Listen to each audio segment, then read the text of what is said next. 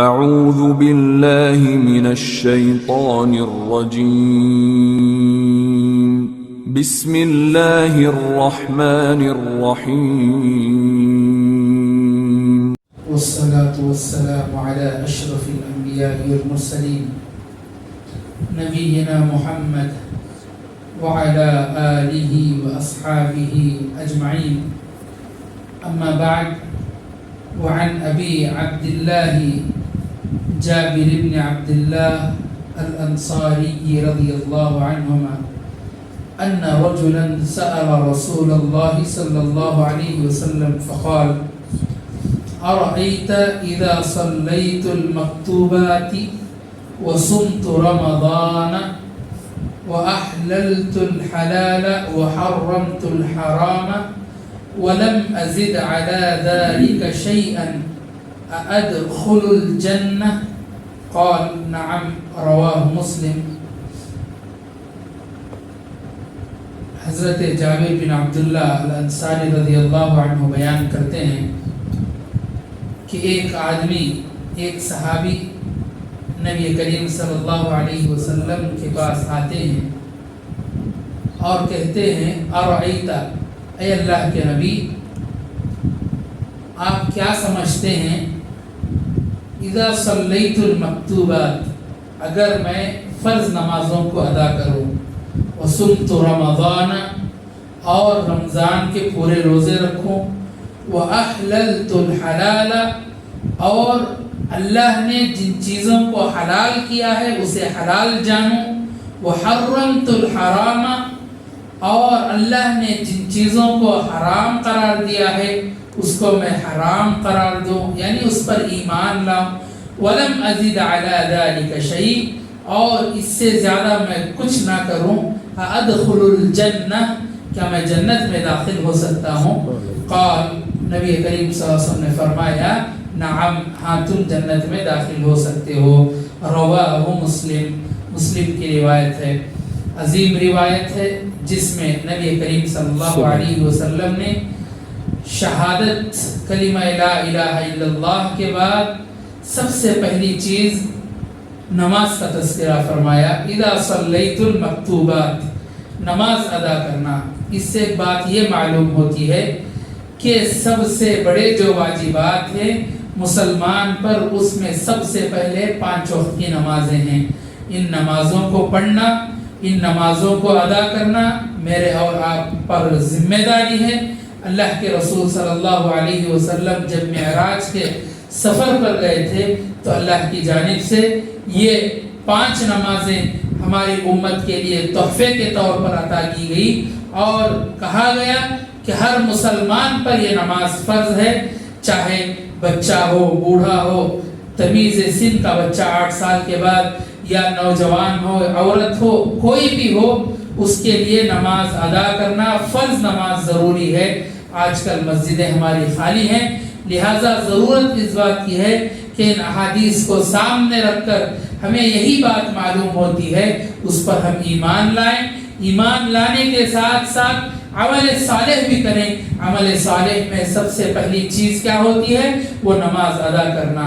وصمت رمضان، اور اسی طرح رمضان کے روزے رکھنا اسلام کے فرائض میں سے ہے، اور اسی طرح حرام سے اجتناب کرنا یہ واجبی عمل ہے، اور یہ نجات کے لیے اسباب میں سے ایک سبب ہے کہ آپ حرام کو حرام جانیں، حلال کو حلال جانیں۔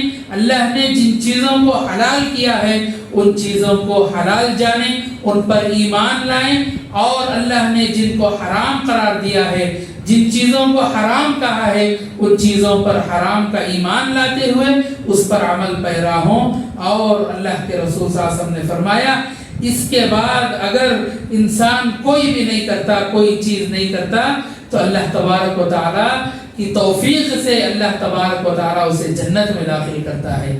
کتنی بڑی خوشخبری کی علامت ہے۔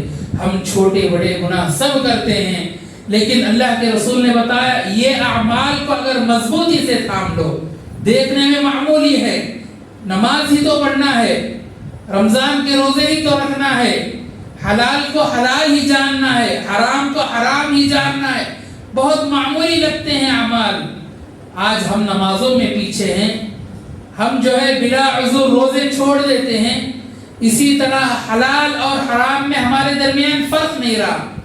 بہت مشکل ہوتی ہے جب ایک انسان تجارت کرنے کے لیے بازار میں نکلتا ہے تو اس کے سامنے ایسے راستے آ جاتے ہیں جو حرام کے راستے ہیں، ان راستوں سے انسان کیا ہے خالی نہیں ہو سکتا، ان راستوں پر چلنے پر مجبور ہو جاتا ہے۔ یہیں پر اس کی آزمائش ہے، یہ دیکھنے میں معمولی ہے۔ اللہ نے ایسے ہی نہیں کہا کہ آپ کو جنت مل جائے گی، ان راستوں پر آپ کو آزمائشیں ملیں گی۔ دین پر چلتے ہوئے آزمائشوں کو ملنا، امتحانات کا اس راستے پر آنا ایک مسلمان کے لیے ضروری ہے۔ تبھی تو اللہ تبارک و تعالیٰ کا یہ قانون ہے کہ اللہ تبارک و تعالیٰ ایک مومن کو جو نماز ادا کرتا ہے، روزے رکھتا ہے، تجارت کے لیے یا جو ہے کچھ کمانے کے لیے جب گھر سے باہر نکلتا ہے تو انسان کو اللہ آزماتا ہے۔ جب انسان کامیاب ہو جاتا ہے ادخلوا الجنہ، وہ انسان کو اللہ جنت میں داخل کر دیتا ہے۔ اللہ کے رسول صلی اللہ علیہ وسلم نے بڑی خوشخبری ہمیں سنائی ہے، ضرورت اس بات کی ہے کہ ان 4 چیزوں پر عمل پیرا ہوا جائے۔ سب سے پہلی چیز نماز، 5 وقت کی نمازیں۔ آج جو ہے ہماری مسجدوں میں الحمدللہ گھر بہت قریب ہے، مواقع ہیں، پھر بھی جو ہے ہم لوگ جو ہے سستی کرتے ہیں۔ اللہ کے رسول صلی اللہ علیہ وسلم نے بہت وعیدیں سنائی ہیں، وقت نہیں ہے وعیدوں کو سنانے کا، اتنی وعیدیں، جہنم کی وعیدیں۔ اور اسی طرح نبی کریم صلی اللہ علیہ وسلم نے کہا کہ کافر اور مسلمان کے درمیان فرق کرنے والی نماز۔ لہٰذا میرے بھائیوں، سب سے پہلا جو سوال قیامت کے دن کیا جائے گا نماز کے تعلق سے ہے، لہٰذا آپ نماز کو نہ چھوڑیں بلا عذر۔ اگر کہیں بیمار ہیں، کہیں گاؤں سے باہر ہیں، جہاں کہیں آپ کو موقع ملے، جس مسجد میں بھی آپ کو موقع ملے، آپ جو ہے وہاں نماز ادا کر لیں۔ اگر آپ اپنے گھر میں رہتے ہیں تو آپ کے گھر کے قریب کی مسجد کی آپ کی زیادہ ذمہ داری ہے، آپ اپنے مسجدوں کو آباد کریں۔ آج ہماری مسجدیں جو ہے ہم فخر سے یہ کہتے ہیں کہ ہمارے شہر میں 100 مسجدیں ہیں، ہمارے شہر میں 200 مسجدیں ہیں، لیکن اگر فجر کا جائزہ لیا جائے تو جتنے مسلمان ہمارے شہر میں ہیں، لاکھوں میں مسلمان ہیں، لیکن ان لاکھوں میں 1% مسلمان بھی فجر کی نماز نہیں پڑھ سکتے۔ افسوس کی بات ہے۔ لہٰذا میرے بھائیوں، نماز کا اہتمام کریں۔ اسی طرح نبی کریم صلی اللہ علیہ وسلم نے جن چیزوں کا اہتمام کرنے کا حکم دیا ہے ان چیزوں کا اہتمام کیا جائے، اور ان اہتمام کرنے پر اللہ تبارک و تعالیٰ نے ہمیں جو ہے جنت کا وعدہ کیا ہے۔ آخر میں اللہ سے دعا ہے کہ اللہ تبارک و تعالیٰ ہم تمام کو کہنے سننے سے زیادہ عمل کی توفیق عطا فرمائے، اور اسی طرح نماز ادا کرنے کی توفیق عطا فرمائے۔ آمین۔ وآخر دعوانا الحمدللہ۔